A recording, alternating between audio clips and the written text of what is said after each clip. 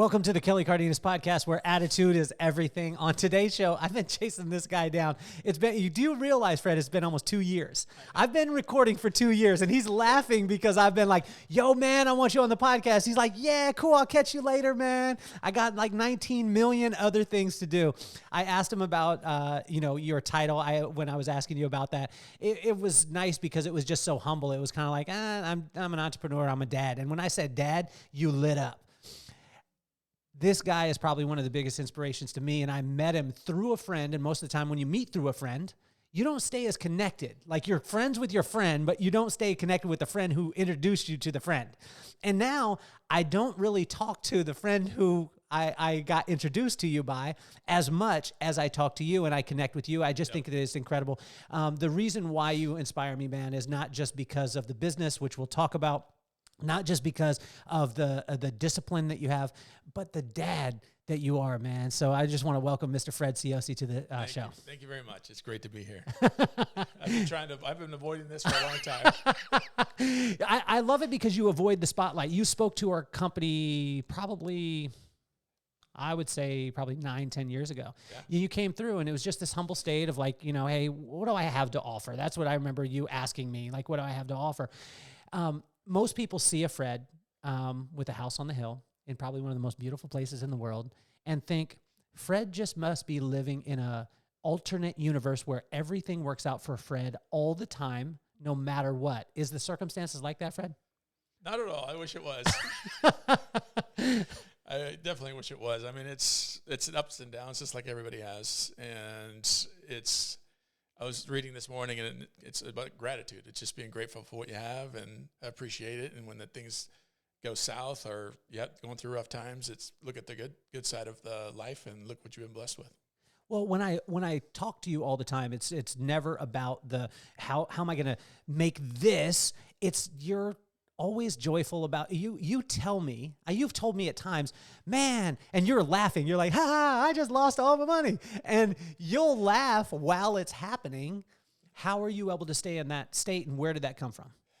I think it comes from, it's a mindset. You look at things, you look at life, and growing up, whether it's growing up and being an athlete and being competitive in what you do, you lose.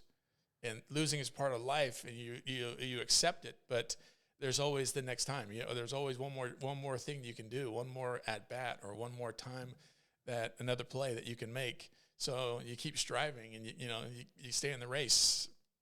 So let's take us back to young Fred, because you're obviously an athlete, but let's talk about family-wise too, because family is something that is so hugely important to you. And it blows me away because you made it sound so simple when you started doing import and export.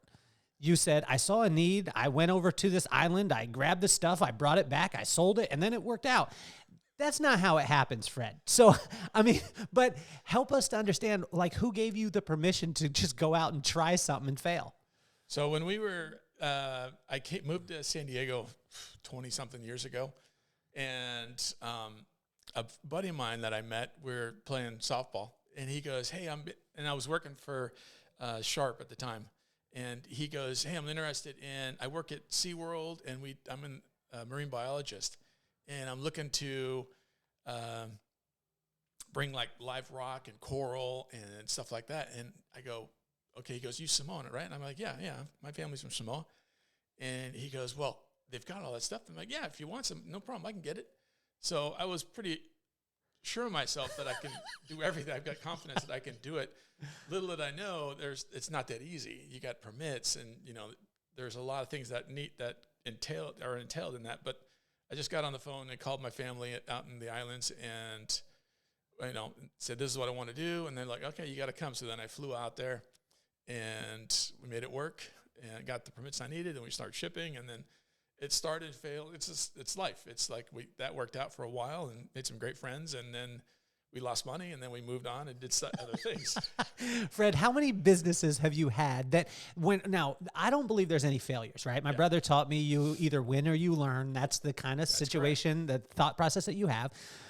How many, now, so I'm going to use the word failure, but it's not, guys, I want you to realize if you're listening, we're not saying that this is a failure, this person's a failure. How many businesses have you had that have failed? Too many to count. Maybe like 20 or 30. Really? Yeah. How did you connect that mindset? Was this from your parent? Was this from your parents? Was this from, because they say that, what is it? Hard times create strong men. Yeah. Strong men create easy times. Easy times create weak men. Correct. Right? Yep. So, and weak men create hard times, is what they say. I probably killed that whole thought. No. But how do you manufacture that? Because you come from a place where maybe, it wasn't like you were rolling around in dough all the time. No.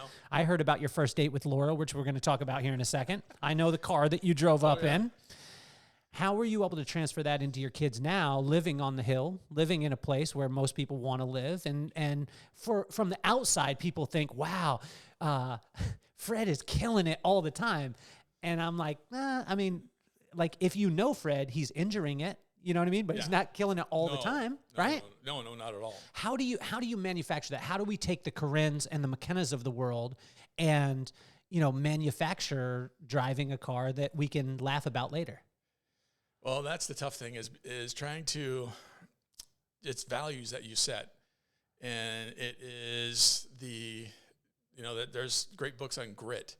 And it's how do you instill grit in your children? And that is, that's everybody's question. Everybody wants that question. For me, we don't coddle them. It's tough love in our house. And I always tell them that, hey, in Samoa, this is how you're raised. It's a pretty rough life. But at the same time, we've been blessed. And we want to make sure we give the advantages to our kids, every advantage possible. So you're spoiling them at the same time. You're trying to raise them with discipline and rules and just life lessons. And so it's really hard. It's a balance that sometimes you lose. Sometimes you're not. You raise turds sometimes. I think you do it so amazing though, and I love it because there's an experience where you coach football. Yeah. Right? And for those of you out there listening, Fred don't coach regular football. Like, Fred is the man. Like, he's out on the field. He's straight Belichick in Carlsbad. You ain't joking around. There was a time where you weren't able to coach anymore because of your old school kind of value, right? Yeah, yeah. Talk to us about that a little bit. Well, for me, I learned from this. My mentor in coaching was this guy here in Carlsbad, and he was old school. He was rough, and it was right up my alley. It's the way that I grew up playing. In the islands in Samoa, when you're growing up, I remember taking my oldest son to Samoa. He's probably like 8 years old. And he's sitting there, and I'm doing work, and he's sitting in the truck waiting for me, and I'm out in this little village. And so he goes, he's in the car, and this other little 8-year-old walks up to him. He's just sitting in the car and punches him right in the face. Not hard, just boom, and checks him. And it was about checking. I'm gonna see what you're about, little kid. This little Samoan kid just boom and hits him in the mouth. Boom. He's just like looking, and then my son opens the door and goes bam and smacks him back. And the kid looks at him and goes, "All right, you're good," because he was just punking him. So that was a good lesson from my oldest is, hey, stand up for yourself. This is how it is, and in Samoa, that's what it is. He went to another story about him. Is he went to school. I sent him to school in Samoa, and he comes, and I was in Samoa and then I had a meeting in Australia, so I went to Australia and left him with my dad. So I come back, and my dad's like looking, and his face is all black eye, and it's like scratched up, and I'm like, what the hell? What happened to him? And he goes, oh, he went to school and he got in a fight. And I go, what happened? What do you mean? Oh, one of the kids was just bullying him, and wanted to see who he was and what he was and what he was about. And I go, then what happened? He goes, oh, well, then he went and told the teacher. I go, and? He goes, well, the teacher smacked him too. Because the teacher told him, you take care of your business. So when he got that, he got hit from the kid. He got in a fight at school, and then the teacher smacks him because, hey, don't bring it to me. You're a big boy. This is a little kid. He's like 7, 8 years old. It's take care of your business, and this is life. So then he came home and he was crying to Grandpa, and Grandpa said, no. Tomorrow when he comes in, because he's gonna check you again. When he comes, you got to hit him. You got to stand up for yourself. So that happens. He comes next day at school. Kid comes and pushes him, and boom, brawl ensues. And then it wasn't even a big brawl. It was like he stood up for himself. He pushed the kid back, and it was done. And then everybody respected him. Everybody says, okay, this isn't a little punk. He's going to stand up for himself and fight. So back to coaching is I instill that same mentality. If we're hard, we're tough, and we're going to outwork everybody, and we're going to learn the basics. And the basics are we don't lay down.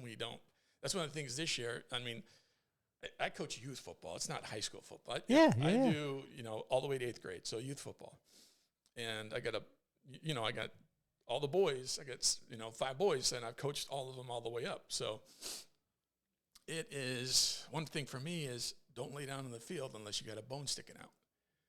It's that old school mentality, and don't show weakness to your opponent. So if you get hurt and you're laying on the ground, that you're empowering your opponent. They're getting excited because, hey, we just, they're not mean saying, hey, we just hurt this kid, but the reality is, yeah, we did. We hit this kid so hard he's laying on the ground. And so then I'm telling my boys, no, you crawl off the field, man. They hit you hard, you get up. If you're seeing stars, please come off the field. We'll assess what's going on with you, and then we'll deal with it then. But whatever you do, the game's hard enough. Life is hard. This is life. Mm-hmm. Life is hard enough already. So when you get punched in the mouth, don't just take it and lay down and start crying. You have to keep going. And you have to, and that's the lessons I'm trying to instill in these little boys to make them young men, is to make them tough, saying, hey, you're going to get smacked in the face. It's going to hurt. There's a difference between hurt and injured. So are you hurt or are you injured? Because if you're injured, hey, we're coming out. You get on the ground. But if you're just hurt and you got an owie, get up. So this year, it was my last year of coaching youth football. My last son is now in 8th grade. Is my last year, and we only had one time where a kid laid on the ground. I think he twisted his ankle super bad, and I'm like, no, you just stay there. But other than that, everybody would get up and they crawl off the field. And you're seeing these guys limp or holding their arms, because I'm like, if your arm is broke, that has nothing to do with your legs. Get up and get off the field. Don't embarrass yourself and don't embarrass your team.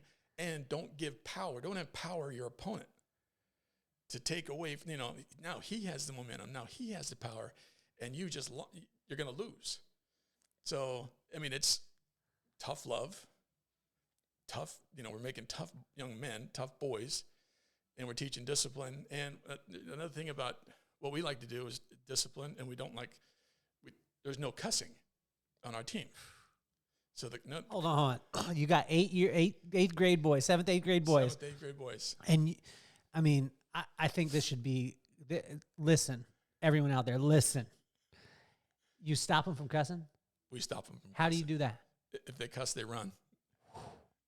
Yeah, nobody's cussing. Really? Yeah.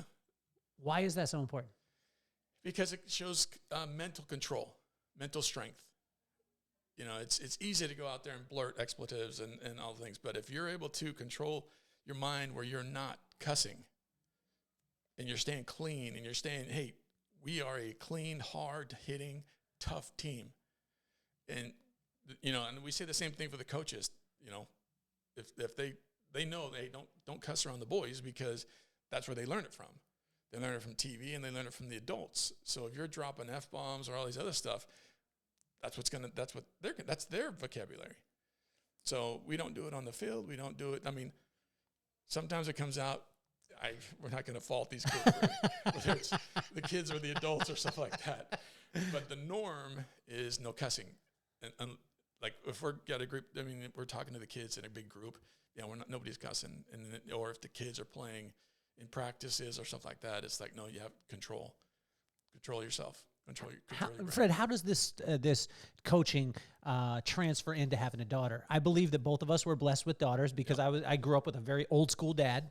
I've got my notes right here. I didn't tell you that I was going to do this. I got my notes right here. These are from when I was 10 years old. Yep. And I had to take 10 pages of notes before I went out to play every single day on millionaire tapes because my dad thought that, to be a millionaire, you just had to sell these tapes to other people.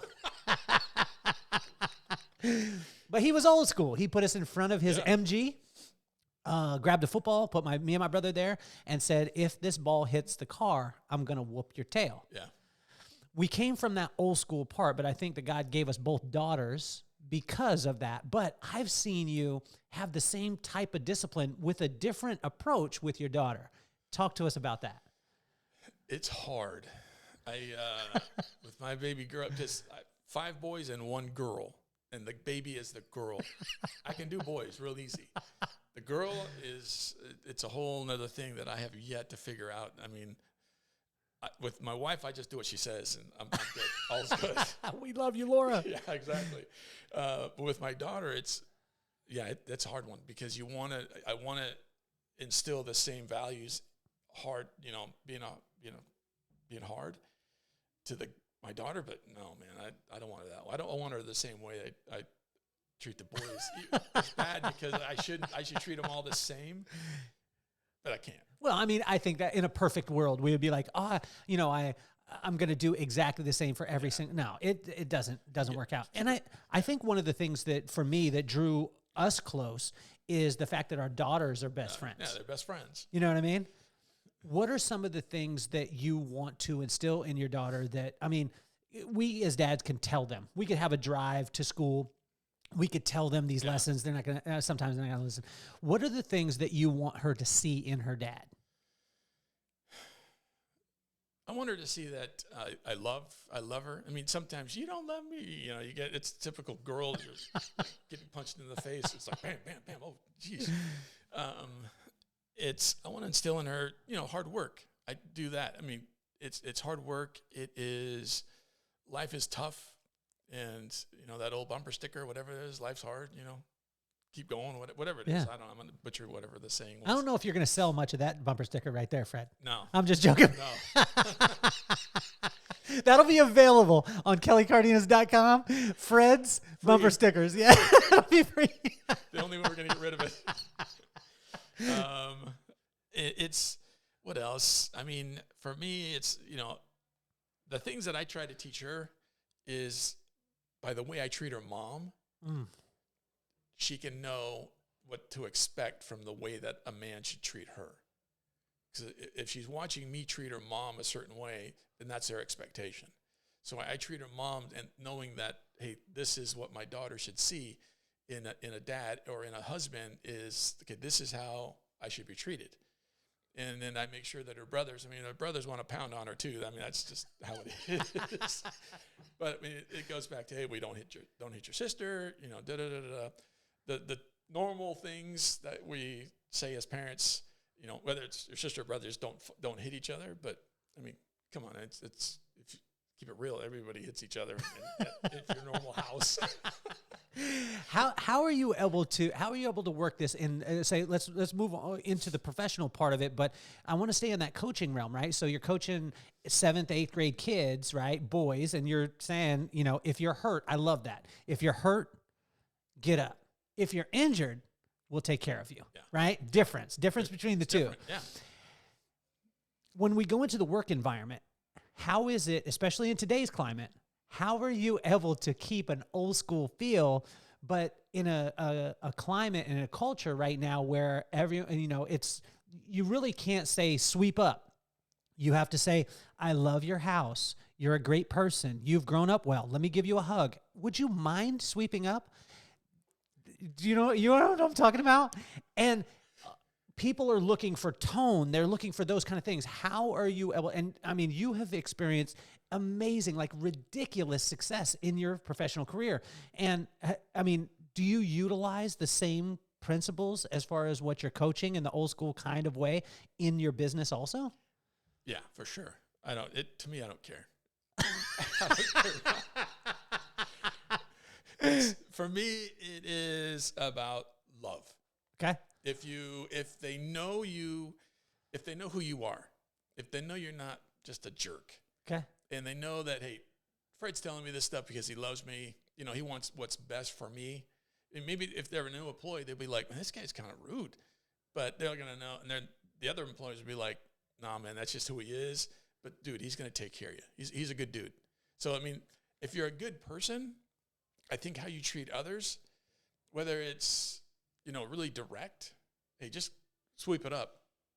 You don't need to make it all flowery, because they know, hey, you're not saying it, you're not being a jerk about it. You're not demanding. It's everything you do is like all of our employees know that we're here to help them.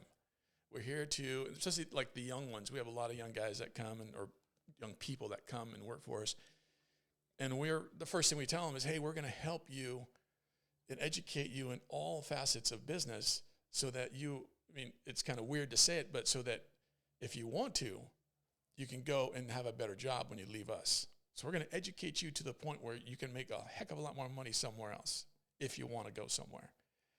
So that's why it's like, hey, these guys are really, and my partner and I, we are looking out for our employees' best interest.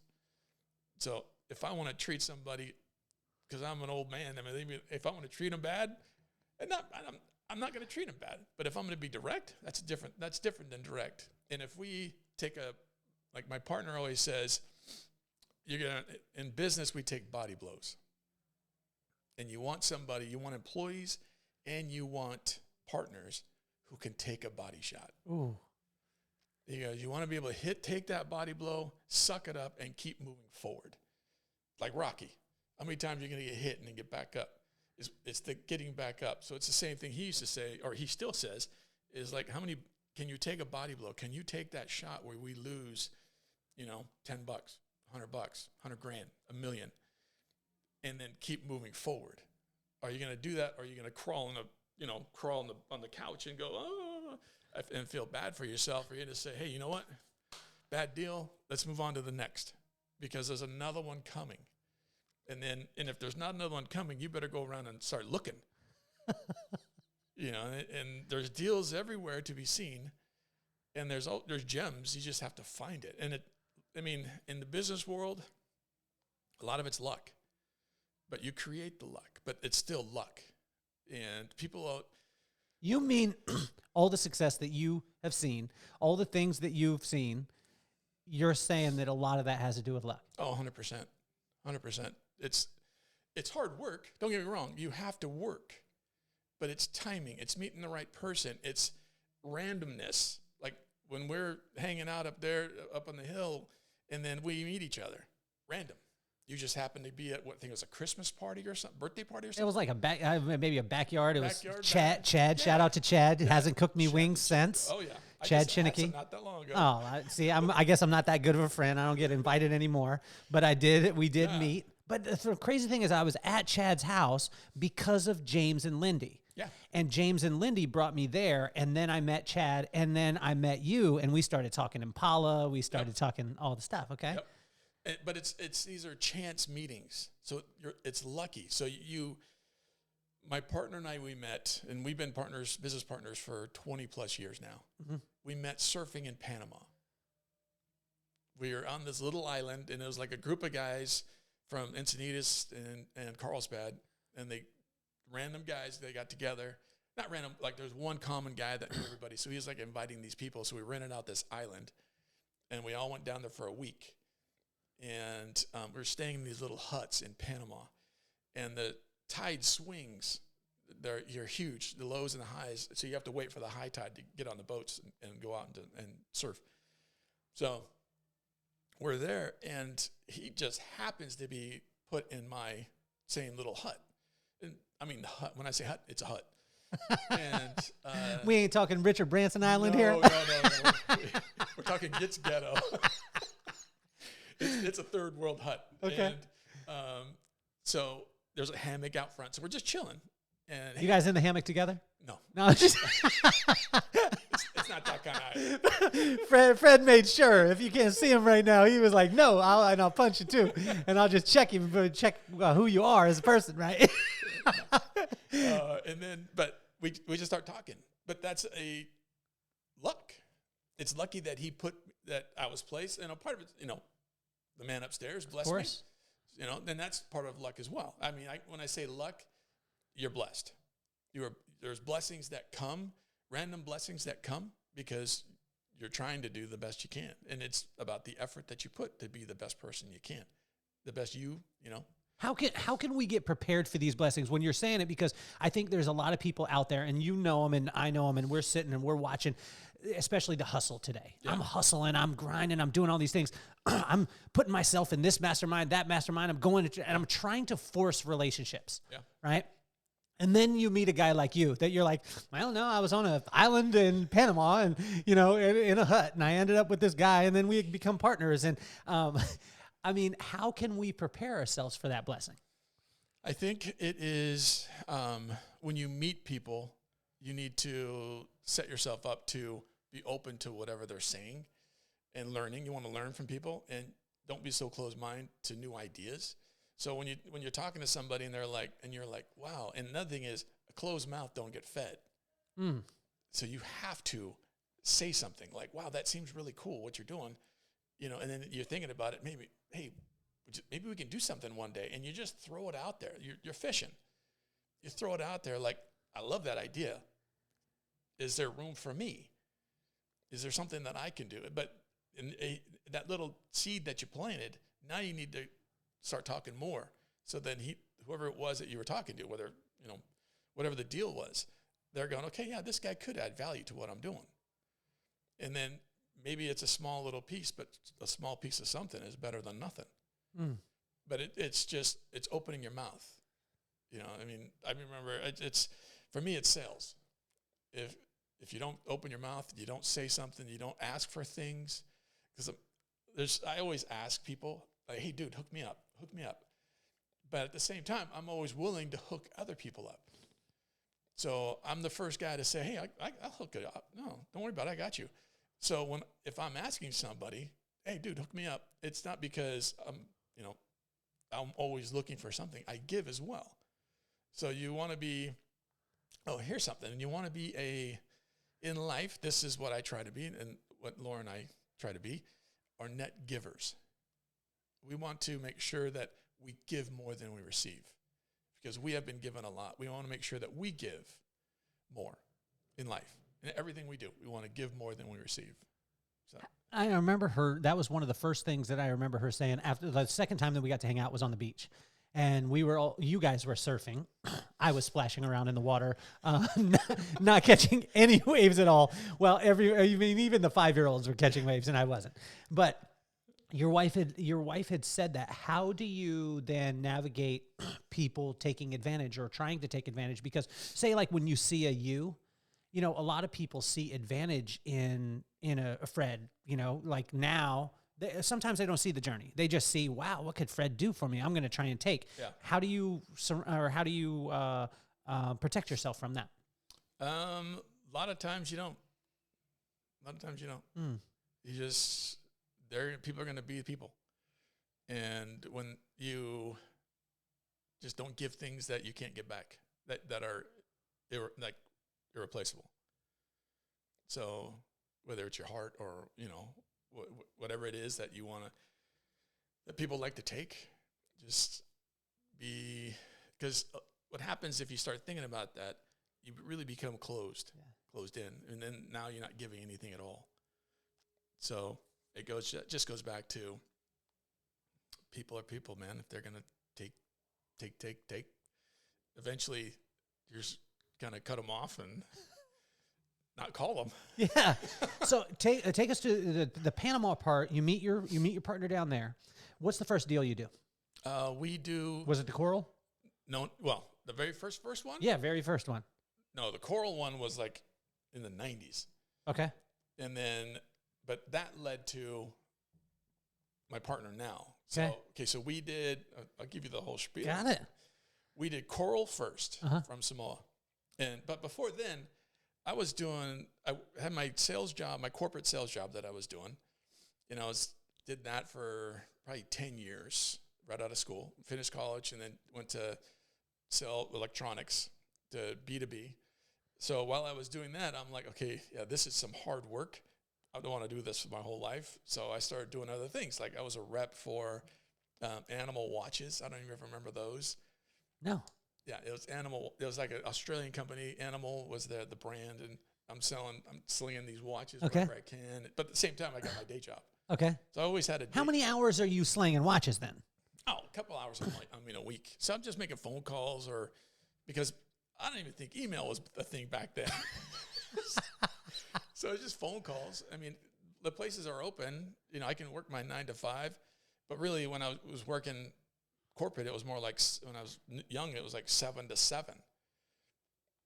It was long. And then I'd take a break in the middle of the day and bang out some phone calls to try to get some side hustle. Sell some watches. Sell whatever I could. Okay, whatever you could. Yeah, some pens, some watches. I was doing surfboards from, to the Shaper in La Jolla.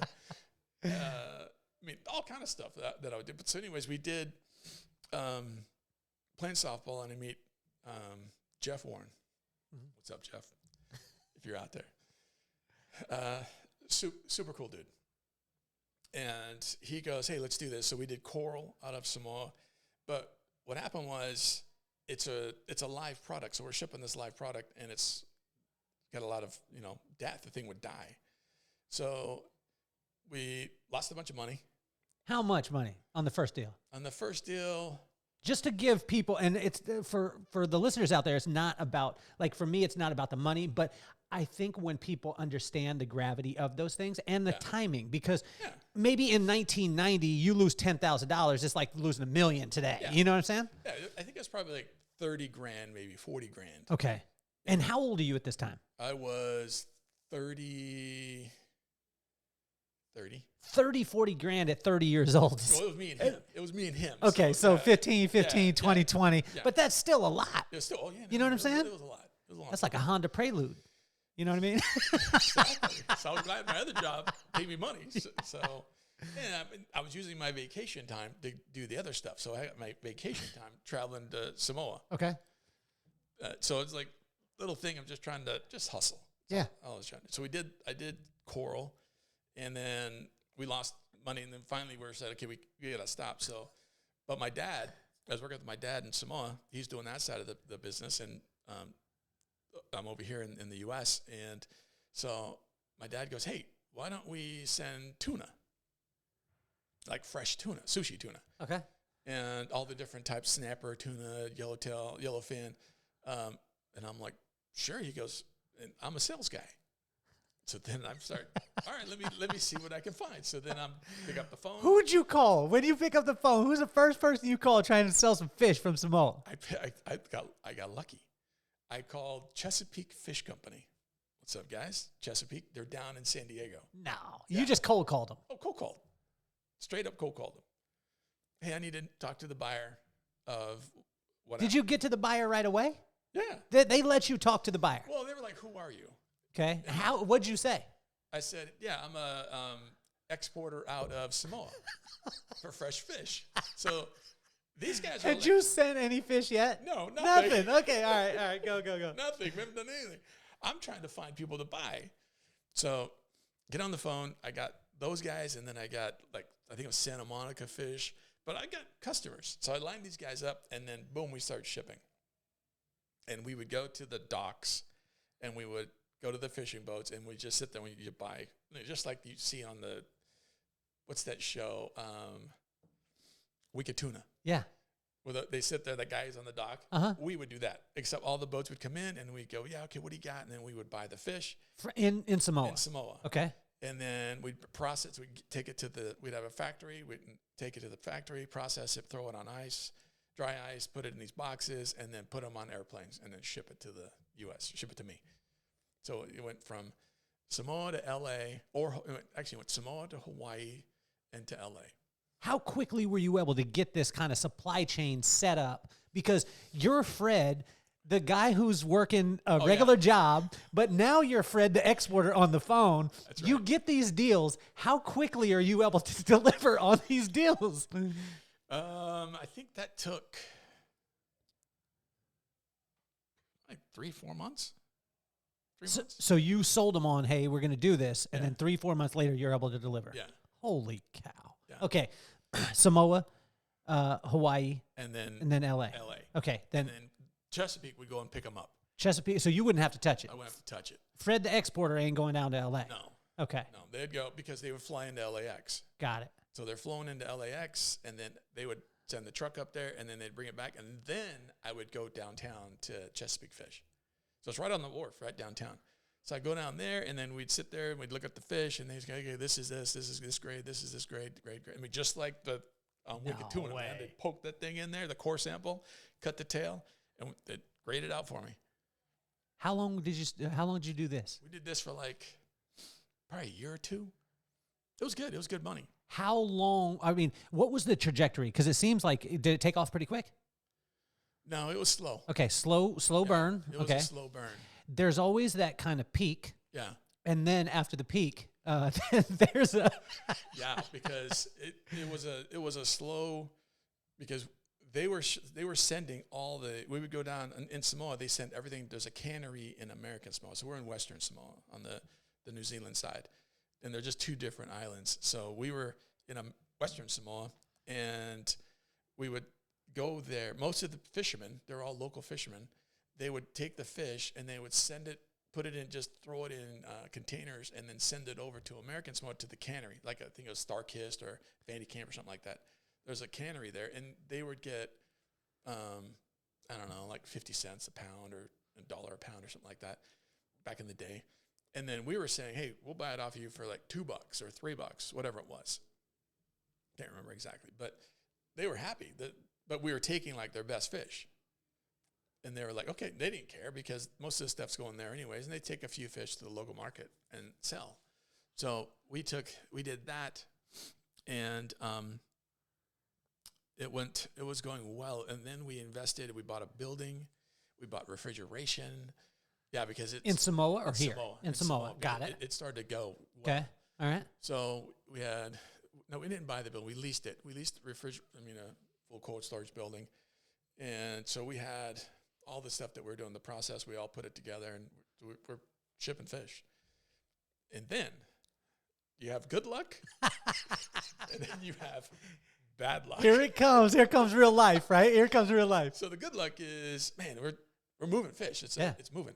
And how much are you moving at this time? How many in pounds or, to quantify? I think it was, you go to the airport and you see those containers, those small containers that they fill the luggage in. Yeah. We were doing like a couple of those, but we were taking the big ones. Okay. I think LD3s or LD9s or something like that. I forget what it's called.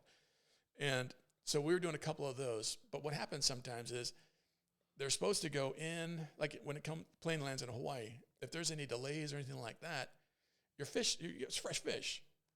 And if they move it off and leave it on the tarmac, you're screwed. Shipment's gone bad. Done. Yeah, well, that happened a few times, but that's not what killed us. So, what killed us was the contract from Air New Zealand, the airline company that we were using. Uh-huh. Whether it expired or what happened to it, they cut the route, the airplane. So we had no way to get our fish from Samoa to LA in a normal time frame. Yeah. So we went from selling a lot of fish to nothing. How quickly? Like that. One day. Yeah. So we saw it coming, but it was like there's nothing you can do. So what did you like? When do you know when to pivot? Because you seem to pivot very quickly. It's like you don't have really an emotional attachment to the. I mean, you're in what you're doing. But I've watched you over the years, and it's like you're doing something, and you seem to have impeccable timing on not staying at it too long and trying to beat the dead horse, as some people would say. That's just the way it appears from the outside. Laura, you want to come on here and tell us the real story? I'm just joking. That ain't the way it is. Okay, man. all right. I mean, we go down that stupid rabbit hole, and we try to keep things going. It's a great idea. It's going to work. And then it never does. And then we lose a ton of money. I've done that so many times. So tuna, how much you lose in that, and how old were you at that time? Tuna, I think we lost, I don't know, a couple $100,000 maybe. Okay, how old are you at this time? I think I was 32, 33. So at 30 you lose 15. At 32 you lose a couple hundred. I think so. I love you, Fred. I love you, man. Okay. All right. After tuna, okay, so you wrap it up with tuna and you're like, we ain't doing this no more. Did you keep it as a kind of, because some people will keep it lingering, kind of like back in the day when you would have a relationship and you would, you'll break up, you keep their phone number. Done. We were done. You were done. We were done. You wiped it off the planet. Yeah, no more fish. No more. No more star-kissed. Nope. Okay. No more chicken of the sea. Nope. Okay. Where'd you go then? No more. So this was, okay, so then what we did was, what was first? I think we did Kava. You familiar with Kava? Yeah. Yeah. Okay, so it comes from, Fiji, Samoa, the Polynesian Islands, Kava. So when we were doing fish, when we were doing fish, we saw that there was an opportunity in doing Kava. They were selling Kava in Samoa, and my dad goes, and no, I still have my day job, by the way, so it's not like I'm not, I still have that. And I'm doing this stuff on the side. So my dad goes, hey, go find some, we can export Kava. See if you can't find some buyers. And I'm like, oh, okay. So then I got on the phone again, going through the, You going through the yellow pages at this time? No, it's internet. It's internet. Okay. All right. Okay. We got internet. I think it was like, dang, I can't remember. But I was going through the internet, maybe the yellow pages, whatever. And so I find there's a company in LA. It's called Botanicals International. So they do all like celestial, the tea bags and stuff like that. So I called them. And I'm like, once again, I could call. I mean, I'm a sales guy. I could cold call anybody. So bang away on the phone, keep calling until I get the right person. Finally got the right person, and then she was like, yeah, we might be interested. Send us send samples. So I said, okay. So then, all right, we know how to ship. I know how to do import-export. I know how to do all that stuff because of the fish. The coral. Oh, the coral. Okay, we went, yes, go.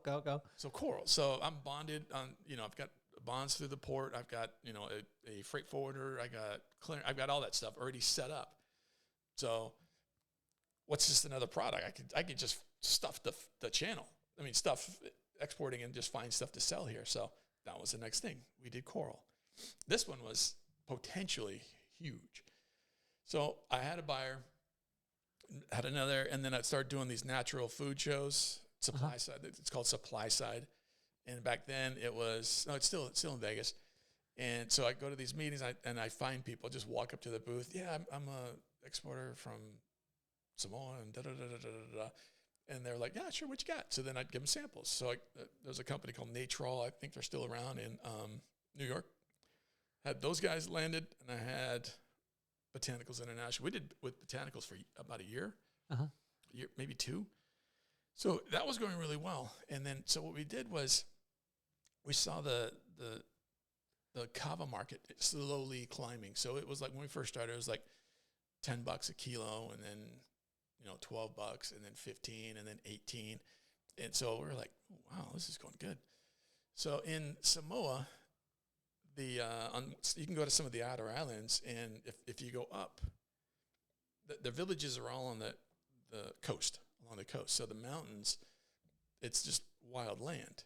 And some of these places, if you go and chop the trees and you cultivate, that becomes your land. All you got to do is work the land, it becomes yours. So we went out there, cut a deal with one of the locals, and we said, okay, we'll supply the labor, we'll supply everything. And so we grew, we planted all these Kava trees. Now, Kava takes 7 years to grow. So Did you know that going in? Yeah, we knew. But we've been doing it for a couple of years. Yeah. So the market was great. And so we planted that, but you're just shelling out cash, waiting for this thing to go. And we had, I forget how many, I think we had maybe, I don't know, for the conversation's sake, like 50,000 plants. And each plant will yield, maybe it wasn't that many, but basically we had $20 million worth of product in the ground. Because I knew the number. You went from 15,000 to a couple 100,000. Now we're talking 20 million. 20 million. Okay, 20 million. So okay, go. But we have 20 million in the ground, but it takes 7 years. So you're laying out cash. So yeah. So in the meantime. So on top of the 20 million, you're still shelling out. No. Meaning that's working out. Okay, got it. That's got it. what it's worth when we sell it. Mm-hmm. So we have all these plants, and the crop is going to yield. And I've got contracts that are going to say, these guys are saying, you send me as much as you can, as long as you hit these certain parameters of the active ingredient per plant, per plant. We're good. We'll take it all. So stoked. I'm like, oh, this is hit the lotto. Yeah, this is money. Yes, I got lucky. So in the meantime, I got to find something else to do. So my mom calls me, and she's like, hey, there's this company in Utah who's selling noni juice. You should go find somebody to buy some noni juice from Samoa. And I'm like, okay. I feel like your aunt is going to call you next, and then your cousin is going to call you next. So then, meanwhile, our stuff is growing. So that stuff's good. It's growing. So I'm like, I need just more stuff. I need to make more money. So now I get on the phone again, and I'm calling whoever I can. Hey, have you, do you need noni? It's a big thing. But there's the company in Utah was called, they're still there, Tahiti Noni, and they were selling about, I don't know, 5 to 800 million a year in this noni juice. So I was like, I can take 1% and be stoked. I'm good. I'll take 1% of their business. So we started doing that, and I called around and found somebody who needed some, and then slowly, this is like 95. In 95. 95? No. Yeah, 95. Dang. In 95, I started doing that.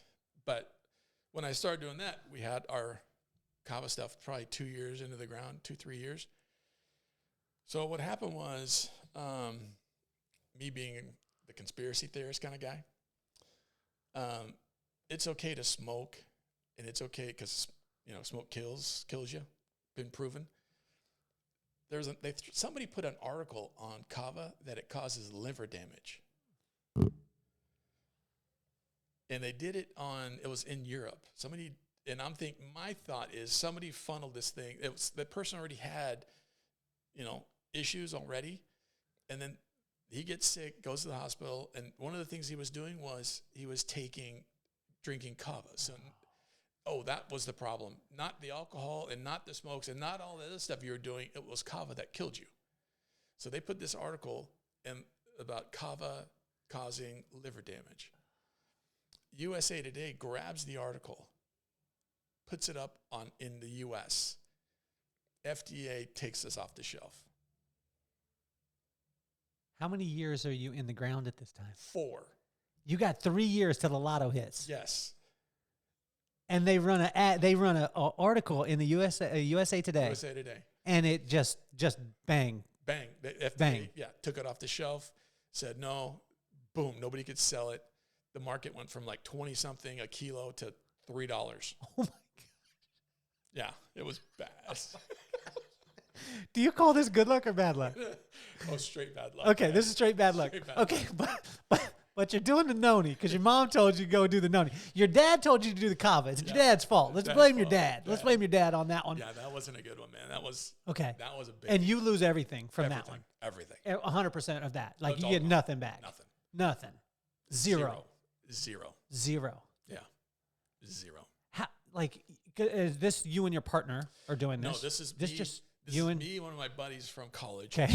Well, how do you have that the conversation between you two at that time? Oh, it's not a joyous laugh at this time. We were dying because we were thinking, oh, dude, we're money. Do you have kids at this time? Yeah, I think. Are you married?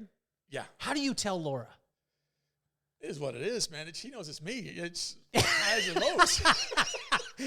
But I'm saying, like, how did she react? Like, do you remember her face when you said, like, there's so many times we're going to hit the lotto. Okay. There's so many times. Honey, this is it. This is it. This is it. this is it. We're riding off into the sunset. Hey, when you hit the Kava field, the Cardenases are coming. Like, we're coming too. We're in. That's the thing. We're part of the entourage. And even my kids don't understand. My kids don't understand. Dad, I want to be you. All of them. I want to be you. I want to be you. And I'm like, you want to be 50-year-old me. You don't want to be 30-year-old me. You want the 50-year-old me. I go, there's a lot of stuff you guys got to go through before you get to me. Yes. A lot of ups and downs. So, yeah, no, we. Okay, so USA Today wipes Fred off the planet with the Kava. Yeah, we got the Noni moving. Now, that's slowly moving. Okay, slowly. So that's it.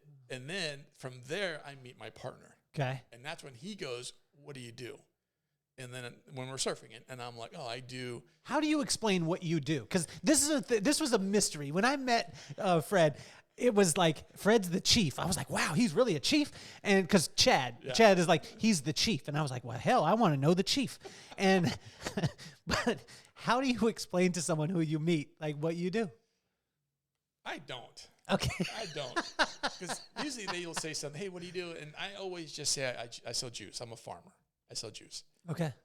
Unless they know something about me. And they say, well, I thought you did. Oh, yeah, I do that too. Oh, yeah, I do that too. Yeah, I do that too. So if you look now, I got all these things I'm doing, but it really stems back to when I was the hustle. Okay. So he asked you what you do. You said the importing, exporting. You got some background to it. I work for Sharp, you know, and at the same time, I do this import-export on the side. I do Noni. And he goes, is there money? And I told him, yeah, there's this company in Utah selling about $800 million. And all of a sudden he went, bang, well, we should do something together. And I'm like, great, let's do it. Luck. Was it luck? I was blessed. Yeah. You know, count your blessings. I can name them. Yeah. You know? I can also name bad times. But it goes back to every step, every loss led to another opportunity. There we go. So, yeah, I lose. I win. You know, you seldom are there guys out there like me who win every single time. Can you say that again? Seldom. Pretty much, I would think never. But I can't say never because there are some just really lucky guys. If you're an entrepreneur, you're going to lose maybe 80, 90% of the time, and then you're going to win. But the win, you hope, is a big enough win to wash away all the loss. So when you guys go in, do you and your partner, do you guys do, tell me his first name again. Al. And Al is phenomenal. I mean, awesome guy. One of the most unassuming, like you guys just unassuming, just hanging out. Hey, I'm a farmer. Hey, I sell juice. Yeah.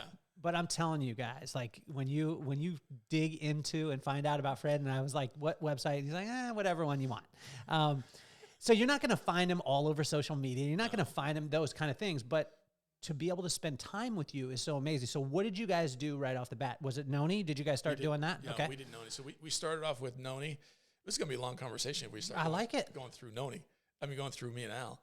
So we started off with Noni. He goes, let's, I mean, literally it was, we got back in like March from our trip in April. His birthday's in May, but he had a party in April. And he goes, I got a guy's, he goes, oh, Tahiti Ring is a network marketing company. He goes, I'm an advisor of some of these network marketing companies. Let's pitch these guys and tell them we can create something for them. So I'm like, great. So we pitched this guy at his birthday party, and the guy's like, oh, I drink that stuff. So it's a guy who has his own network marketing company who drinks Tahiti Noni's product because it's good for you. And he goes, you can make one for us? And Al's like, yeah, I got Fred. He's from Samoa. That's their family business. He goes, yeah, we could totally make one for you guys. And he's just like, oh, sweet, make one. Let's do it. He goes, I've got a meeting in June or July. These are all pretty quick stuff that's going down. Because I got a meeting June or July. Can you make something? I think we're in Dallas or something. And you can present it to some of the leaders that we have. And Al's like, yeah, for sure. So here we go. So we make some samples. We take it out to Texas. We start our company. And he goes, we sit there, we meet with the leaders, and he goes, all right, well, everybody loves it. we packed it with Noni. Doesn't taste very good. If for those of you that know, it tastes like crap, but it's really good for you. So we masked the taste with like pineapple juice and grape juice. We made it taste really good, but it's still Noni. I mean, it's pungent. So they all liked it, and they're like, "Hey, can you give a presentation?"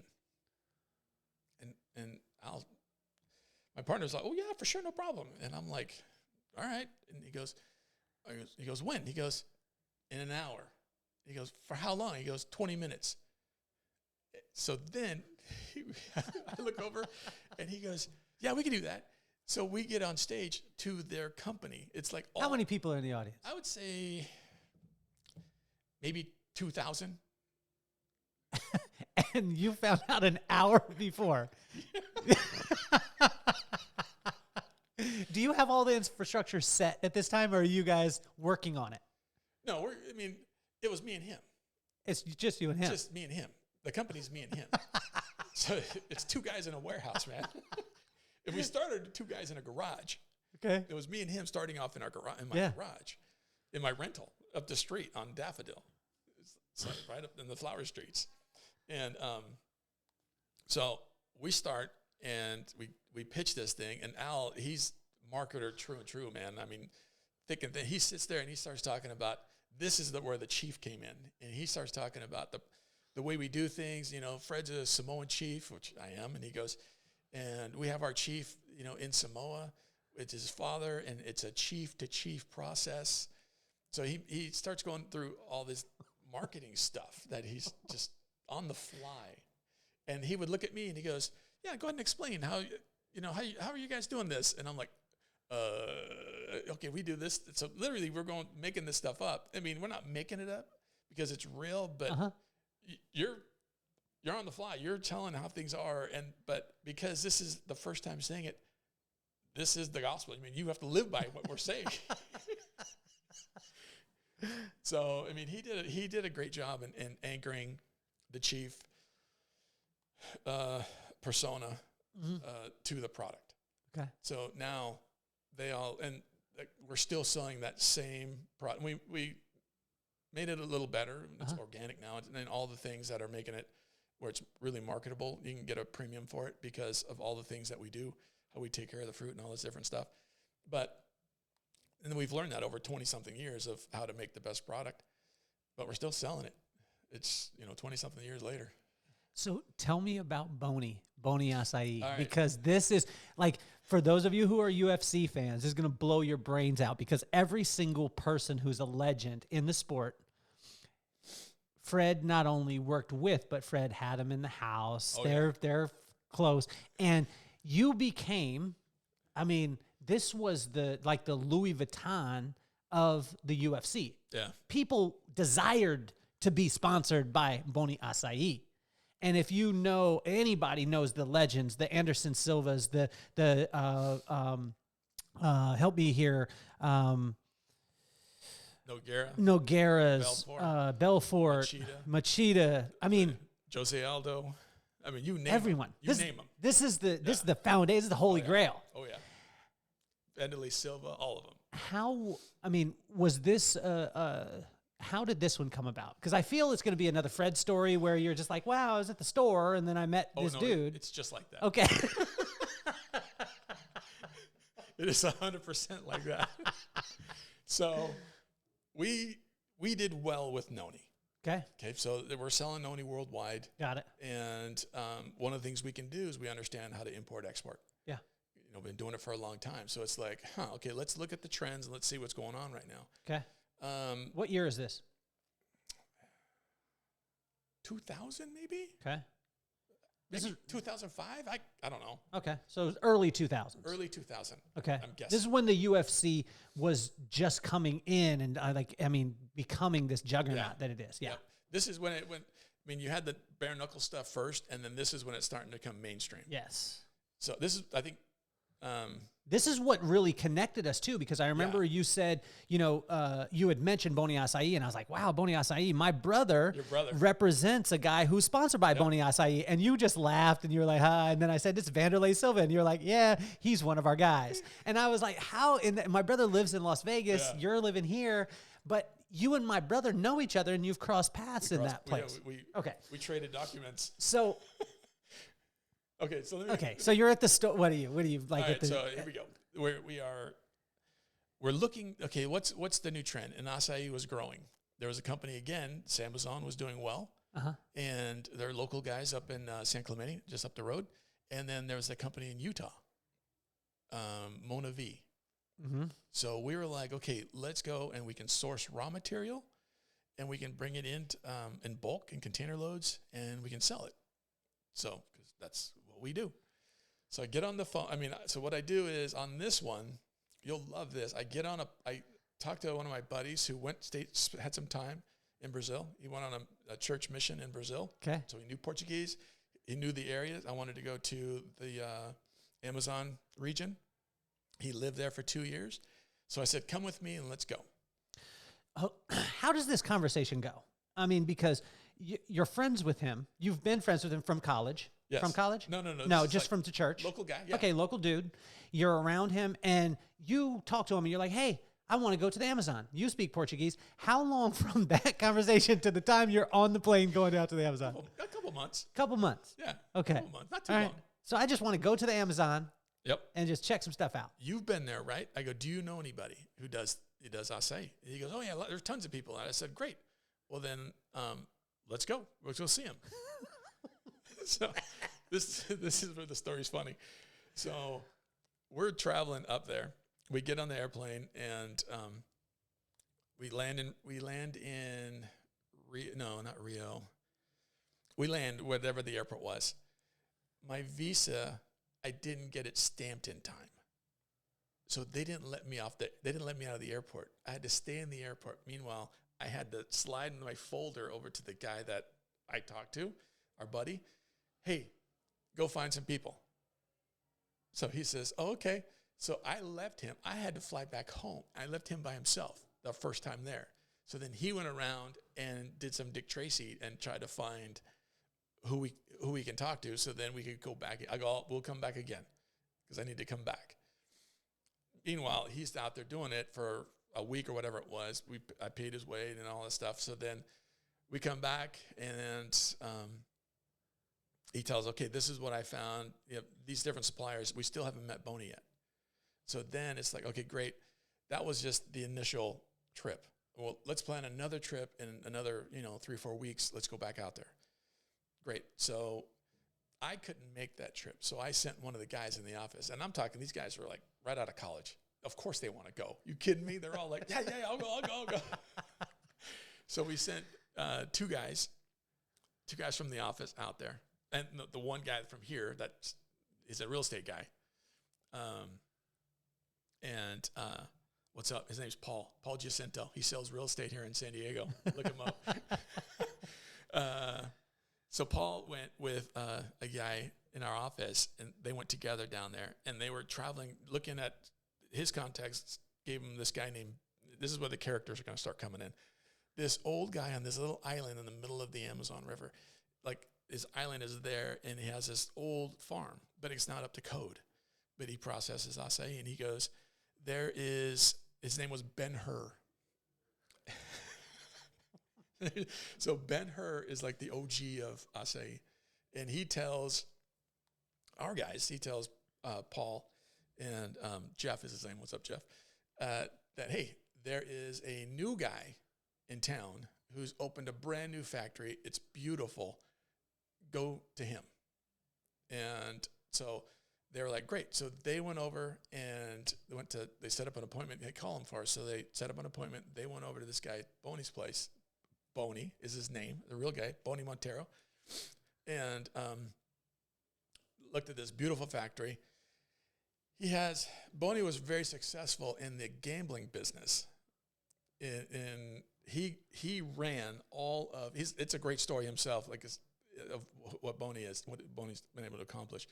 He ran all of gambling in northern Brazil.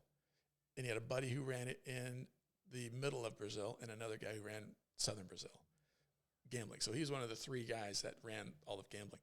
And then the new president came in and made gambling illegal. So he's just like, what do I? So people were starting to die because they kept gambling. And so he was like, okay, I'm a family guy. I'm going to get out of this. I'm going to take my winnings and I'm going to do something. So what can I do? I'm in the Amazon region. I'm going to create a factory. He hadn't sold one barrel yet of acai until we showed up. So, but he's from this little town, not little, but this town called Belém in the northern region of Brazil by the Amazon, like right on the river. So we go in and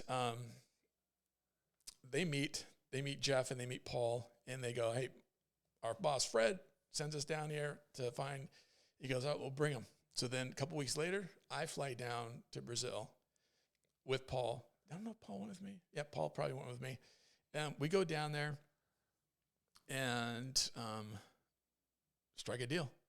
And he's just like, okay, so I got this factory and da-da-da-da-da. And I'm like, don't worry, Bonnie, I'll take care of it. He goes, but Bonnie has this friend who lives in Belém who is a fighter. So we go meet this guy, and he's been sponsoring him since he was like a kid. He did the Japan thing in Japan. He fought in Japan, and he sponsored him the whole way, like pays for all the stuff. Back in the gambling days, you got to have a fighter. I mean, come on, if you're a gangster, you got to have a fighter. And that was his fighter was Lyoto Machida. So Lyoto is really good dude, like top-notch guy. Family guy too, so we get along great. So we meet him, we're training, he's showing me stuff, and in Brazil, and then he comes to, so then, let's go back to the acai part of it. So then Bonnie, we cut a deal with Bonnie, and we start importing acai, container loads of it, doing really well. We're importing it, and then we're selling it off. Okay. You're selling to other brands. As raw material. Got it. So we're selling raw material to other brands, and the competitors of Brazil are all saying, well, Bonnie's a gangster, he's not an honest guy, They're just bad-mouthing him because they're losing market share. Yeah. So we're here saying, no, we stand behind Bonnie. Everything he does is, top-notch. We show him videos of, we did all this. Bonnie has videos of the factory. His stuff is like stellar. It's clean, blah, blah, blah, blah, going on and on. And they're just jealous. And they were jealous that this kid out of nowhere can just build this beautiful factory. So Bonnie has a dream. He wants to be rich and famous. And we're like, dude, we don't want to be famous. We just want to be rich. There's a difference, guys. So he's like, I don't care. So we're like, we will help you with your brand, because he wanted to brand this stuff. He wanted a branded product. And we're like, hey, we'll help you. We'll sell. We have the rights to sell Bonnie acai in the U.S. and in Asia, and we'll do everything we can for you. And he goes, okay. So then we were the marketing arm for him. And so when Lyoto started fighting, like we were there for his first fight, we helped him. We got to meet all the Black House guys. So Black House is a talent agency. And we got to meet the Black House guys and help Lyoto, because Lyoto we're his main sponsor. Yes. Back in the day, they had a couple of different sponsors. I mean, their job is to get him sponsors. And back then, we had the purple hat. He wore this purple hat, Bonnie acai, and we're on the leg. We're always on the leg, and we're on the hat. And that was our thing. So as Lyoto got better and better, he's winning. The Brazilians, they were like, hey, you guys have Lyoto. Do you sponsor anybody else? And we're like, no, we don't sponsor anybody else. Just Lyoto. And then Lyoto wins. I think he's almost getting ready to go. I think it was Sukuju that he beat. And then he was going into another fight where he's getting more recognition. And Black House at the time, they had all the Brazilian fighters. Everybody fought for Black House. So then Ed Soares is the guy that runs Black House, and Ed hits me up and says, hey, these guys want you to sponsor them. And I'm like, who is it? So they're like, oh, well, it is, back then, you name any Brazilian fighter, All of them. I mean, Name some of them because people love to hear this. So it was the second one was Nogueira. That was our second sponsor. He goes, Nogueira wants to fight for the brand. He wants to, because we were the only legit Brazilian product that was sponsoring in the UFC. I mean, there's some that were sponsoring down in Brazil, but worldwide it was Boni Acai. So if you had Boni, that meant you were a Brazilian. So we had Nogueira was the second one. Uh-huh. So now we have Lyoto and Nogueira. Lyoto wins the championship, the light heavyweight. Yeah.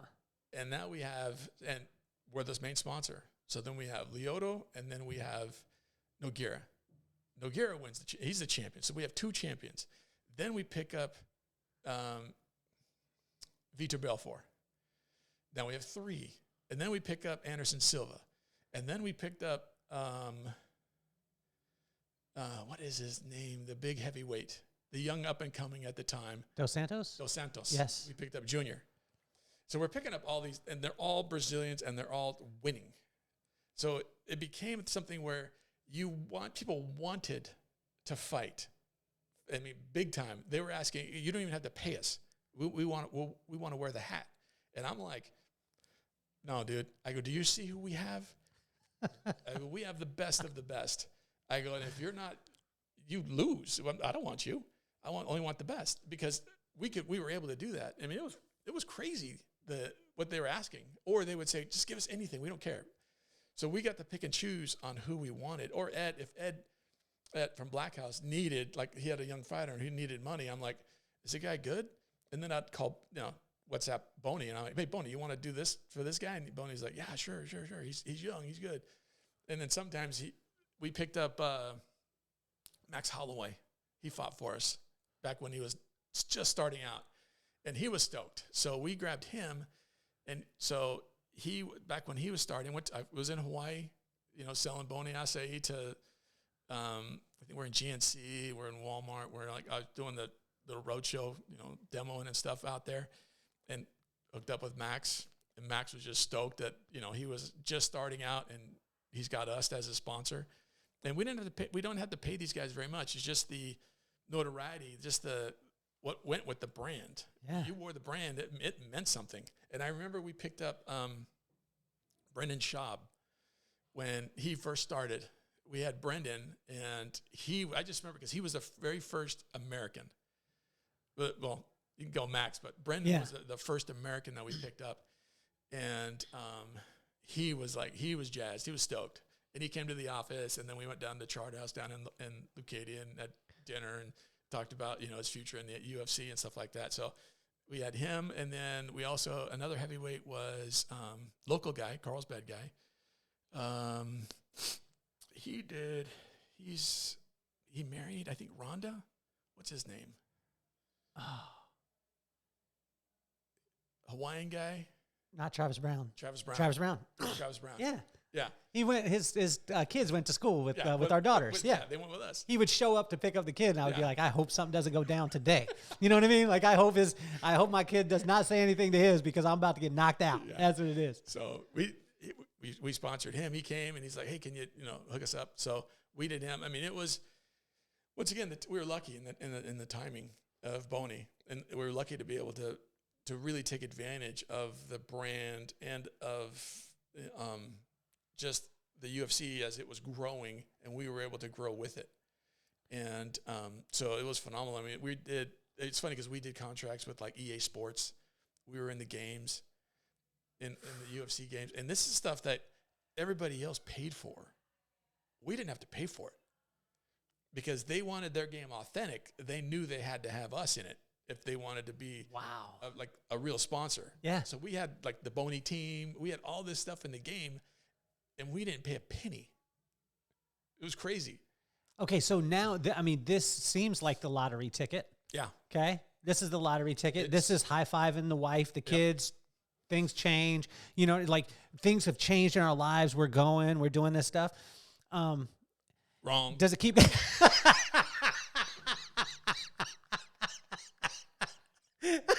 Because at that time, if you think of Boni Acai, you're like, hey, we're printing. This is forever. This is generational. Wrong. Wrong? Wrong. Wrong? Oh, yeah.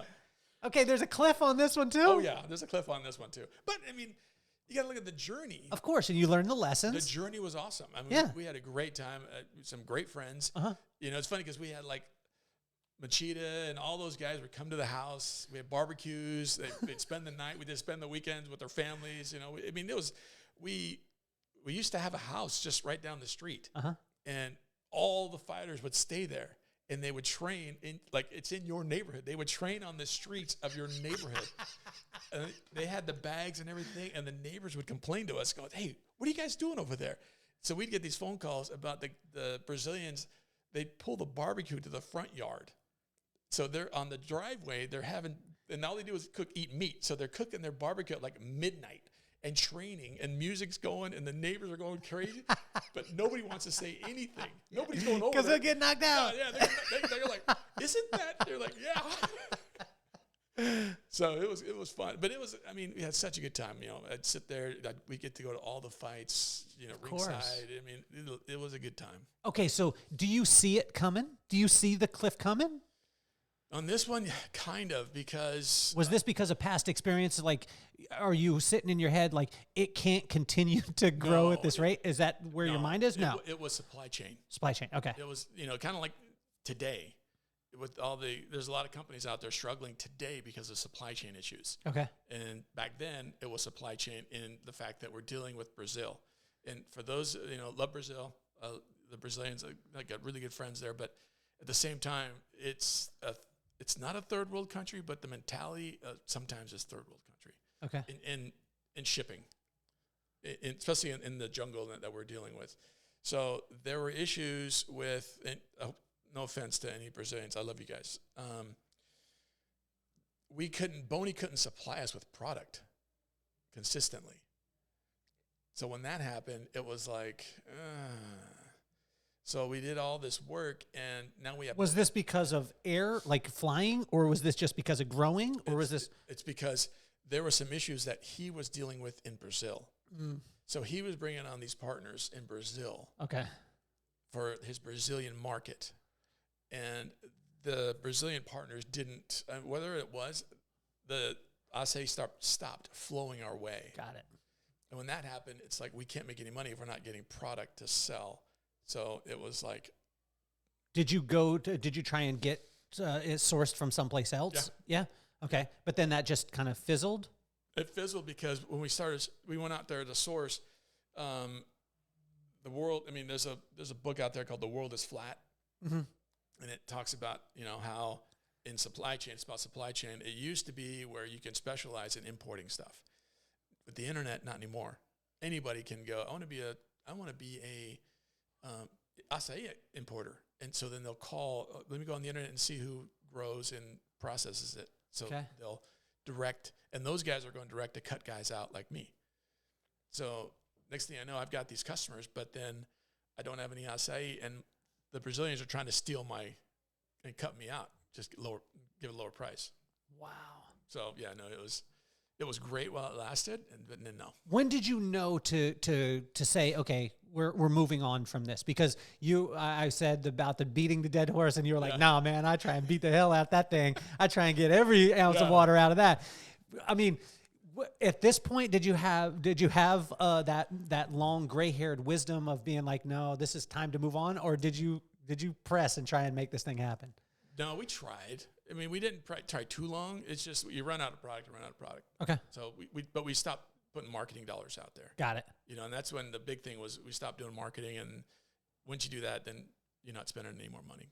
Okay. Because we have an infrastructure with our Noni juice. Yeah. Is the infrastructure. And then all this other stuff that we do along the way is just businesses that we try. So the Noni juice is the engine, and you get a chance to be able to try all these other things because, Correct. Okay, that makes sense. Correct. Yeah. So how does squeeze dried come into it? Squeeze dried changed my life, by the way. It made me mad, though, Fred, because you had told me about it for years. Yeah. And you were like, it's a stick, and it's, squeeze dried fruits and vegetables. And if you don't have the time to eat the fruits and vegetables, pop them in your water. It's really good, blah, blah, blah, all the stuff. And I was like, yeah, whatever, Fred. I like you. You're my friend. You're the chief. High five. And then you hit me with a sample of all of them. And I was like, Fred's my friend. I can't be, I got to try this. So I tried it. Man, I was drinking them morning, noon, and night, dude. Right before I went to bed the other night, and I started mixing them. I started taking the blue and the red and putting them together. And then I started putting them in a protein shake, which I shouldn't be drinking a protein shake because I ain't going to the damn gym anyway. I just feel it's my duty. I actually have one right here. You guys see that? That is for no reason at all. Yeah. It does nothing to my body. But squeeze dried, it seriously, it made things simple for me because I felt like a better human being when I did it. So, like, in our office, we have these couches set up in the warehouse. We have big screen TV, and that's our little spot that we go and hang out. And when one thing fails, we all brainstorm. What's next? What are we doing next? So along the way, I mean, we've done like pet products. We've done some mitochondria products. We've done all this different stuff. So we're sitting there, and it was like 2017. And we were like, okay, what's the new hot thing? What's going on right now? And juicing was big. Yeah. So everybody was juicing. And so we go out and we go to Costco and we go to like Whole Foods and Trader Joe's by the office, and we buy all the juicing products. Whether it's a cleanse or whatever, all of them. So we're having and then we just sit there on our couches and we just start drinking. Okay, let's see which one we like. Let's maybe do something like this. And they all tasted like booty, man. We're just like, oh, this is gross. This is gross. This is gross. So I go home to Laura, and I'm like, hey, we're trying to come up with new products. I go, what do you do every day? And she goes, oh, well, I have my routine where I take my apple cider vinegar, the Bragg's. She goes, and then I pour that, and then I do fresh lemon, and I do ginger, and I do cinnamon, and I do cayenne, and I mix it all up, and then I take these probiotic pills, and that's what I do every morning. She goes, make me one of those things. So we said, oh, okay. So we're like thinking about it and going, man, that's a lot of, we didn't want to do a juice. So then we said, let's do it in a freeze-dried product. So we created squeeze-dried, where it's like all that in a stick, and you just add it to your water. And then now she loves it. She's like, whatever you do not, even if this thing tanks, don't just keep making that product for me. So we did that. We came out with apple cider vinegar first. And I think it's like with everything, people need to feel it. They need to know that it's doing something. Yeah. So we make sure we had all the right amount of probiotics that are in there, right amount of apple cider vinegar, and then we added that cayenne pepper, so you get a little bit of the burn on it, just a little, not a lot, and it's been a great product for us, and it's doing well, but like with everything, you can't just have one product, you got to come out with more. So then we said, okay, well, what else is good? What's trending? And turmeric, however you say it, there's a lot of movement on that. People are taking that. So then we came out with that, turmeric with lemon. And then the next, say, what's next? We had to keep going on what's next. So then we came out with spirulina. And we put prebiotics on that, because you got to have prebiotics with probiotics that work with your system. And then we did our beets drink. I love the beets. Beets are good. I love the beets. Beets are good. So one of the things that we do is everything we make sure it tastes good. Every one of them. And this is, a lot of people would be like, this is a commercial. This is not a commercial. No. Although you should get Squeeze Dried at squeezedried.com. It's not a commercial, but I tell you, seriously, it's one of the first ones that I ever had, anything like that when I did the apple cider vinegar, thank you, Laura. When I did that one, it actually tasted like apple cider vinegar that I would drop into. And my mom was huge on the Bragg's. Yeah. It's from Santa Barbara. Oh, it is? Shout out to the Central Coast. Yeah. Love me some Lompoc, California. So when you're going through with these things, and it's one of those things where I called my partner in Chicago, and I said to him, he started a business, and two weeks later, or actually the first week, he profited. And I was freaked out. I was like, how in the heck do you do that? And I said, you got the golden touch. And he said, no, I just keep touching. Yeah. It seems to be the mentality. It seems to be the common thread. Like, has there been times where you've taken a blow, that body blow, that maybe you limped off the field, but it almost took Fred out? Well, that's COVID. well, even before COVID. So we were doing this. This is a new brand. Got it. Well, not that new, but it's 2018 we started.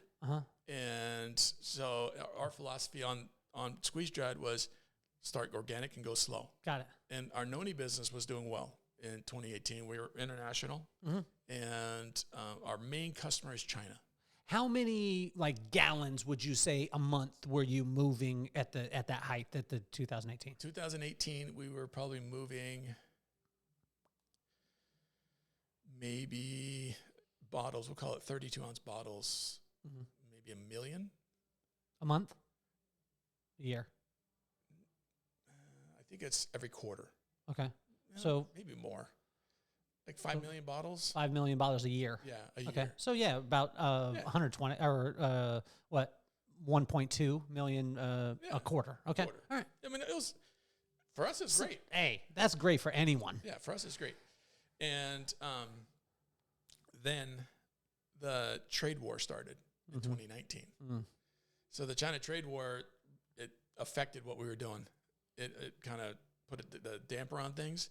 So sales dipped in 2019. And then COVID happened and it shut down. We're an international business. All gone? All gone. All gone. Yeah. Like from 1.2 million per quarter to how many? 0. Can you repeat that word again? 0. So, and it goes back to our customers loading up. So they loaded up on product because they're saying the same thing. Yeah. So their sales slid. They're sliding, throughout the year, whereas before it was just boom, boom, boom, boom, boom. So as their product slides, words like crap. But it was for us, our sales. Remember, in the very beginning of the Noni business, I would go out and talk about Noni. So what happens is I have to go out and talk about Noni. People want to meet, if you're going direct sales, they want to meet the guy who makes it. Yeah. They can have anybody show up and say, yeah, buy this. But how much of an effect does it have for a company to have the guy that grew the stuff? I grew the fruit and I put it in the bottle and then I'm presenting it to you.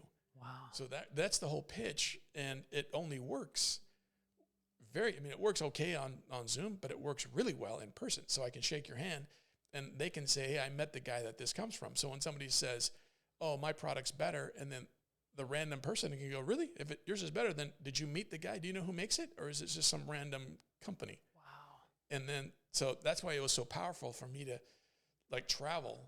I logged some miles. I've traveled all over the world selling Noni juice in person, shaking people's hands, getting on stage and talking to people about this product and how great it is for you. And, the longevity of it says it all, that these people, we've had some great testimonials of these people, and they'll get up there too, but it's always a fact that they get to meet the guy that made it for them. So once I couldn't travel, sales are gone.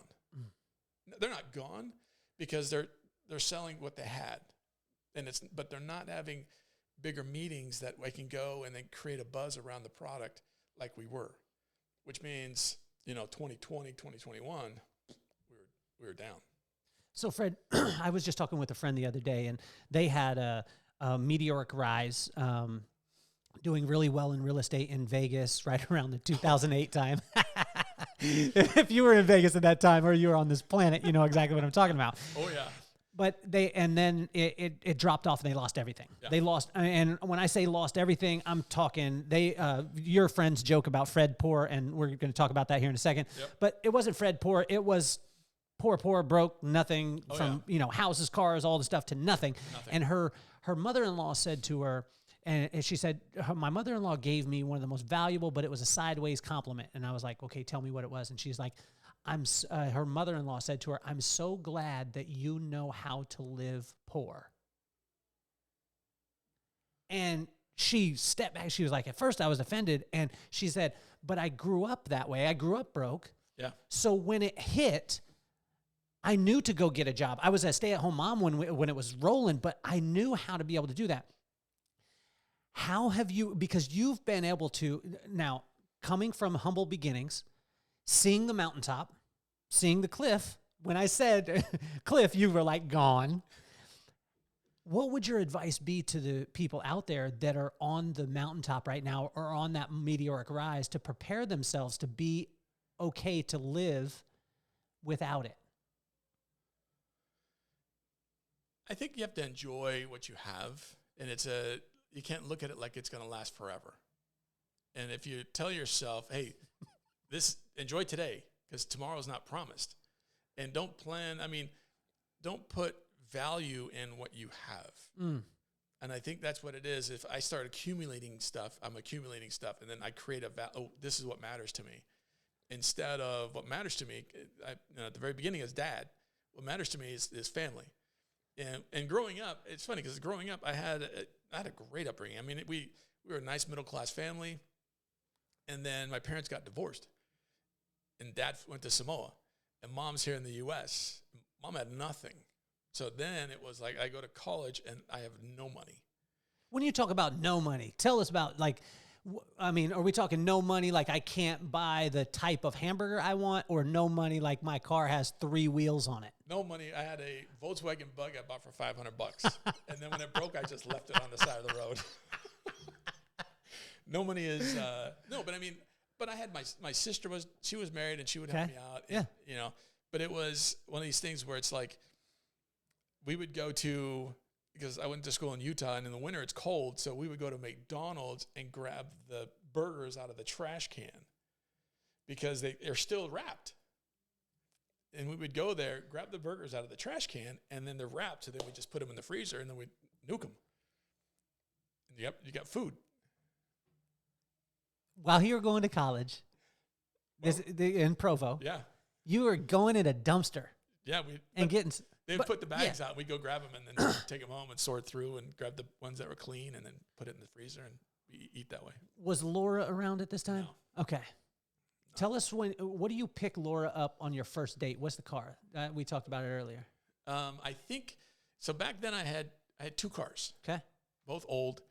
One was... You were balling then. No. You were balling with 2 cars. I had 2 cars. One had windows that went up.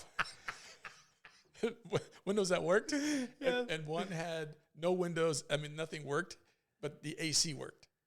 So it depends on where I was going.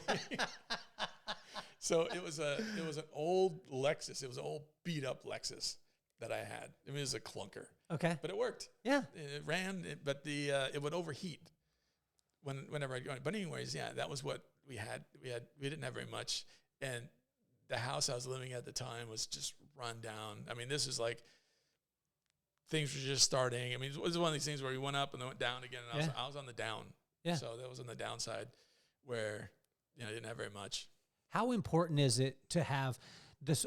To have this roller coaster. We're talking about Fred's professional life with the roller coaster, but you have the stability at home. How important is that to be able to have that unit at home? Oh, it's great. You got to have support. You got to have a loving partner, somebody that's going to be there for you when things don't go bad. Because I countless times I say, honey, this is it, man. Lotto ticket. I got a deal. We're going to make millions of bucks and da-da-da-da-da. And, it's, you figure out, you know what? I'll take a single. I'll take a double. Okay. I don't need the home run. Home runs are great. Don't get me wrong.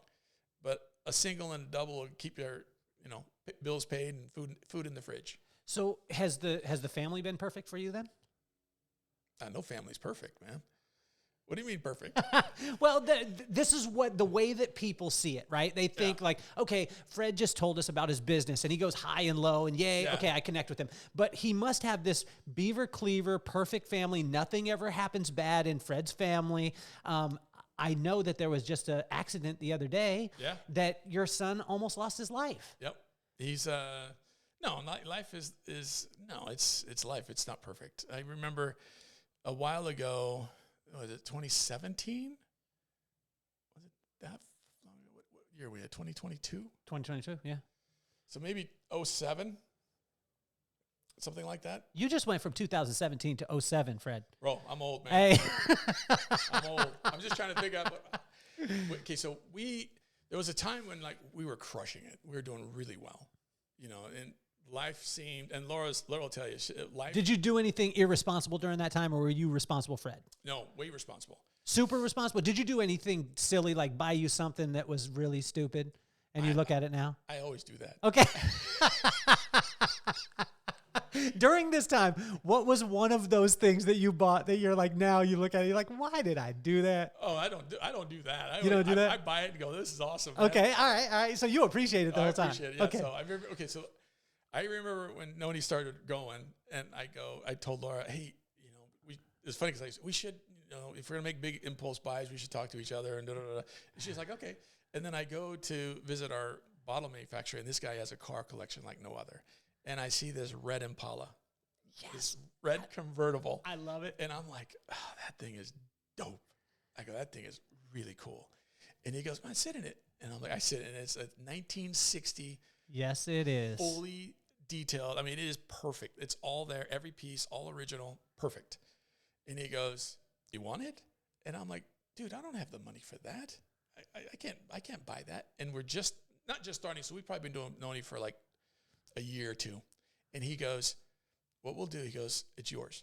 He goes, I will take, money from every bottle run you do. I'll take a little bit out and it'll be yours. I'm like, really? And he goes, yeah. I go, done deal. I go, I'll take it. So I think it took us like 2 years, and I'm plugging away. 2 years later, I walk in. He goes, hey, throws me the keys. Car's yours. Wow. That's up in Riverside. I'm like, no way. He's like, yeah, car's yours. So I bring that home, and she's like, what are you doing? What is that?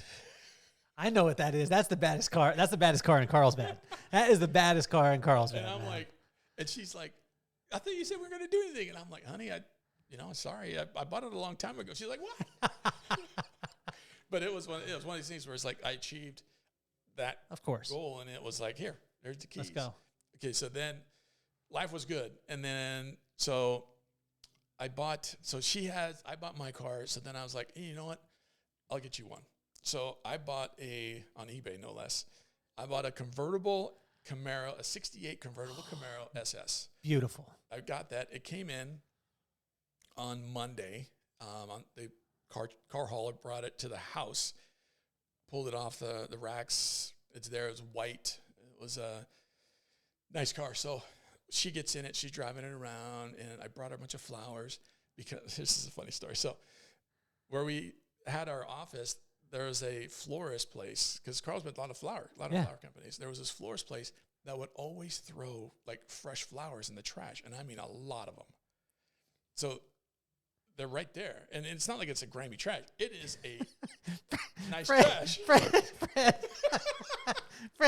Fred, you went McDonald's on her? Yeah, you went McDonald's on her? McDonald's on her. So I grab I'm talking like bushels. I love you, Fred. I grab a bushel full of these flowers. I forget what they were, and I put them in my truck, and then I take them home, and then I put them in her convertible. And I go, here you go, honey. I have all these flowers. And she goes, oh, I didn't tell I got out of the trash. Man, come on. Someone's probably listening and go, man, this guy's crazy. This guy is real. That's what it is. So then she gets in her car, and she's driving. Literally, you can't there's so many flowers. The thing was full. And she takes our little boy. His name's Derek. She takes him, and they go around, and they're delivering flowers to all of her friends. Hey, I got a new car. Check out my car that Fred bought me, blah, blah, blah, blah, blah. And she's not flexing. She's just delivering flowers to her friends. And then the very next day, that morning, life was good. Life was great. So the very next day, she got some new furniture coming to the house, and I'm at work, and I get a phone call. And the phone call is, my brother goes, you need to come to the house right now. Because my brother left the office to help move the furniture off the truck. My dad was at the house from Samoa. He's visiting. So it's my dad, my brother, Laura, and the delivery guy are there. So when they're there, the boys are coming home from school. It's about 2 o'clock, 2:30 from Pack Rim. They're coming in. They go inside the house, and then they're bringing furniture in. And my little boy, Derek, who is 3, gets out of the house somehow. and he starts walking, and nobody sees him walking. So we live in a cul-de-sac off a street it's not very busy. I mean, there's a double cul-de-sac, but he walks across the street over to the mailbox, and then this lady, our neighbor, is driving up the road, and she's looking to see what we got instead of looking at the road, and then bam, runs over our boy and kills him right there. So life went from being great to not so great. So my brother calls me and says, you need to come right now. Then I'm like, what's going on? So then I race home, and I see they're put him in an ambulance. I go to my dad. My dad's like, he's gone. But we didn't say that to Laura. So they life flight him out, take him to Children's. He passes away. Then we go to the hospital and get to hug him for his, spirit's gone. Hug him for the last time, and then put him down. So, wasn't always great. It's good though. It was heavy. So, and it was like, okay, and Laura's like, we sit and talk about it. It's like, we're on the top of the world. This is back when, money was flowing, but I'd give everything I had to get him back. I'd be poor. There's no amount of money. I'd say, it's funny because I'm talking to people. It's like, bro, to have him back, I'd give all I owned. I'd go penniless to have my boy back. So you can win but lose. Mm. So there you go.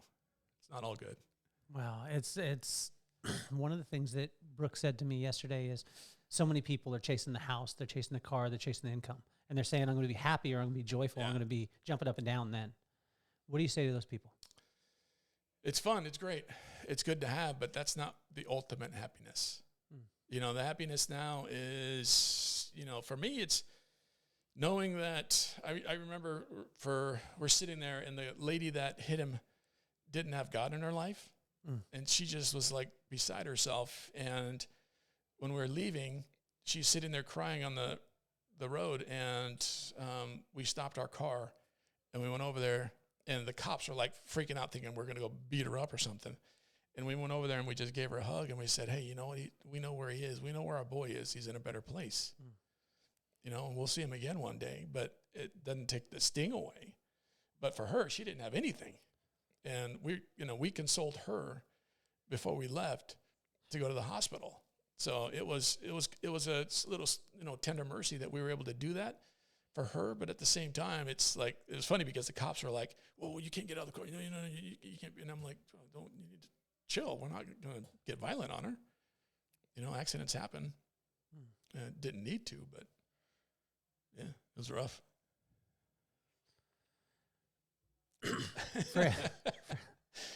For everyone out there listening, you understand why I have been chasing Fred to be on the podcast.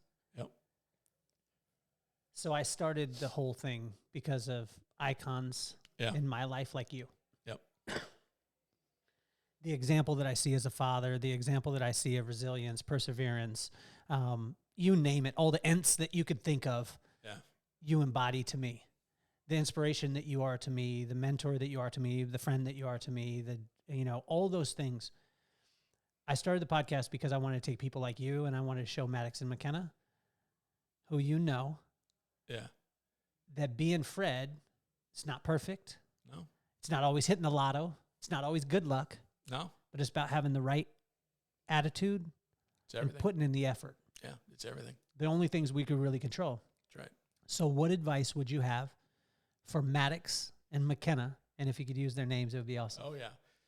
The advice I have for Maddox and McKenna is to persevere, to keep doing what you love, and to take the body blows, take the shots that life gives you, and keep going. Don't stop and don't quit, and be tough. There's tough love that we have as parents, and you have to have tough love, because if life was easy, it wouldn't be worth it. You have to have the pain and the struggles to really appreciate the joy and the love. You got to have both, the yin and the yang of life, to really appreciate what you have. So, life sucks sometimes. Make lemonade.